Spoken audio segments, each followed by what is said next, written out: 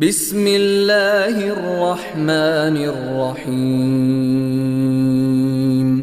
إذا زلزلت الأرض زلزالها وأخرجت الأرض أثقالها وقال الإنسان ما لها يومئذ تحدث أخبارها بأن ربك أوحى لها يومئذ يصدر الناس أشتاتا ليروا أعمالهم فمن يعمل مثقال ذرة خيرا يره ومن يعمل مثقال ذرة شرا يره.